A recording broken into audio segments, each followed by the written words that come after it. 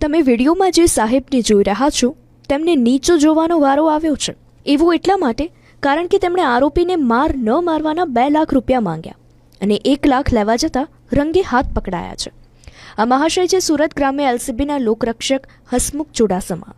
તેમણે પ્રોહિબિશનના ગુનામાં મદદ માટે રૂપિયાની માંગણી કરી હતી ત્યારે ફરિયાદીએ એસીબીનો સંપર્ક કરી સમગ્ર હકીકત જણાવી અને એલસીબીના કર્મચારીને રંગે હાથ લાંચ લેતા ઝડપી પાડ્યા હતા।